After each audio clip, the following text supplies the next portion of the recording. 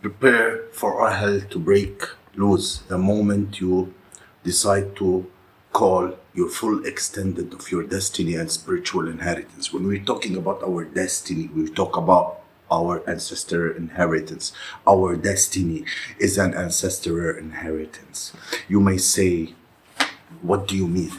What I mean is that each and every one of us have so many blessings, spiritual and material, that are intended for us in our ancestral line.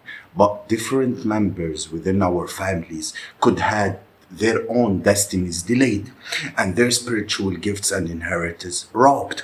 And when we're talking about calling our destiny back in, we are essentially calling in the destinies and the inheritance of our entire lineage.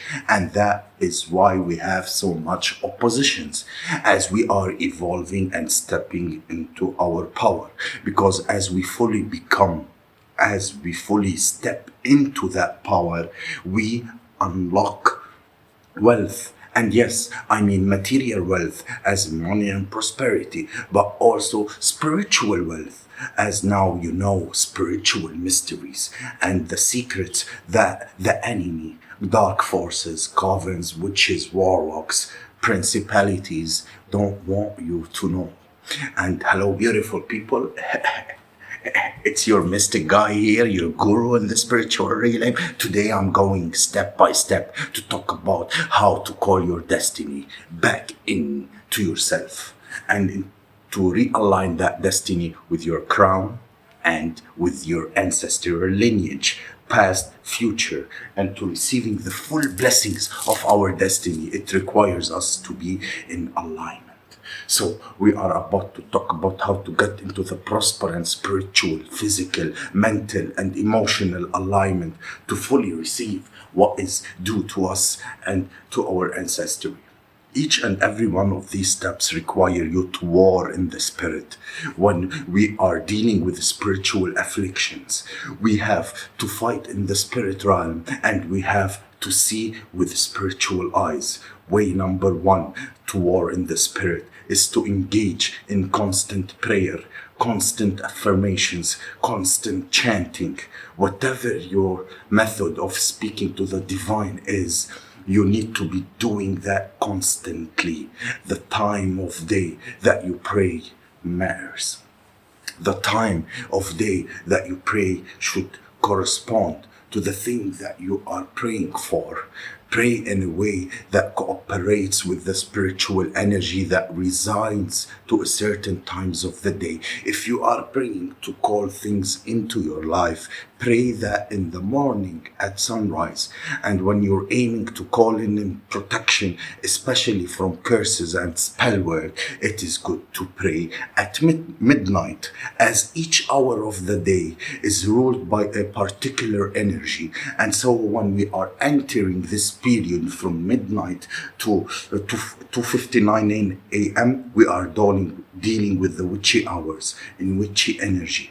If you are under heavy witchcraft attack, begin praying at midnight.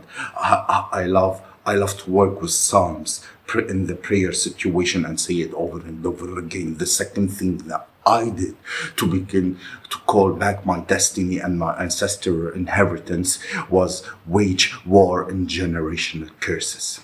And fighting generational curses is a tricky thing because since we have been doing it for so long as a family unit, you don't always recognize that a curse is a curse. As to begin to go to war against gluttony, I begin to war against addiction. So I begin to have became very intentional. Everything that I consumed, whether it was food, whether it was music, whether it was TV, I have to be intentional about what it was, and I was negatively enforcing my own self. Food change everything, like don't eat kill animals. Yes, unclean spirits not are subconsciously, sneakily influencing us in our minds, in our behavior.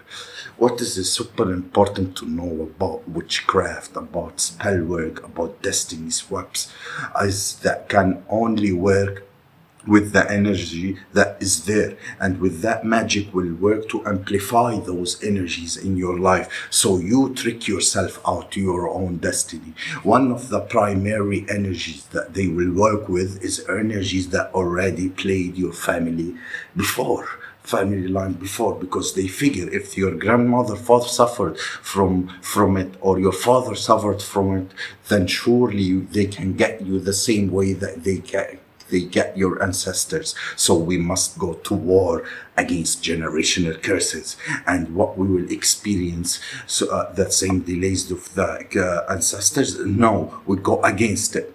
Whatever my ancestor experienced, I'll go in the opposite path. Whatever is the tradition pattern, what's the tradition pattern of the family, I go opposite path. All of these things preserve the high vibration of your energy. If you watch me, know that witchcraft acquires you to be in a low vibration in order to work. So they will send you low vibrational energy to bring you down to that vibrational state. You may think that you need to work a spell or light a candle, but really all you need to do is how to clear, maintain, preserve your own energy. And so when we make high vibrational practices in everyday partaken in life, then it will become harder for the spell work to work for you. Maintaining a high vibration is what keeps our third eye open.